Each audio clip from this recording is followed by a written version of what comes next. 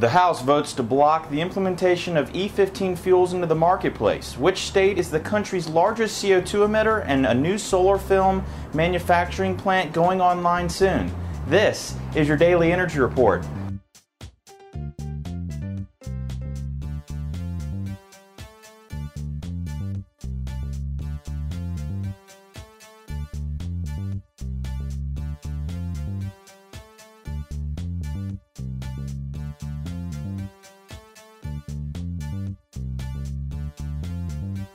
Hello and welcome to your Daily Energy Report. I'm Ben Lack and I'm here to bring you up to speed on the latest energy news. Leading off, the House of Representatives has approved the Sullivan proposal regarding the implementation of E15 fuels. Recently approved by the EPA, the bill blocks the ability to sell E15 fuels to the marketplace. The bill is yet to go through a Senate vote in order to fully block the sale of the ethanol blend without further research. A number of constituents have expressed their frustration with the House's decision, citing the recent turmoil in the Middle East as a pressing reason to promote alternative fuels. They are sure that E15 fuels are the most tested fuels in the country's history, and that the blend could help lower our energy dependence on foreign sources of oil by up to 7 billion gallons per year. According to a recent report from the Environmental Integrity Project, carbon dioxide emissions from power plants increased by 5.5% in 2010, the greatest increase since the EPA began tracking annual emissions in 1995.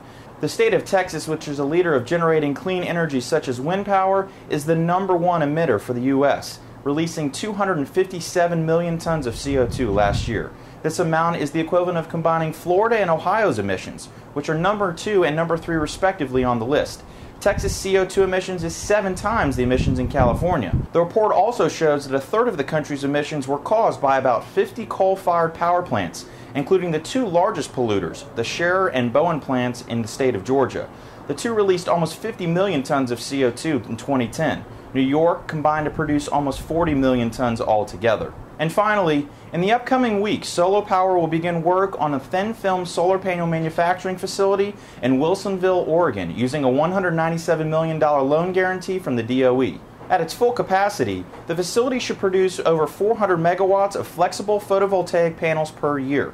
Solo Power claims the project will create up to 500 permanent jobs and 270 construction jobs. The panels will be used for rooftop installations. That's your Daily Energy Report. To learn about these stories and more, please visit dailyenergyreport.com and also make sure to check out our podcast on iTunes.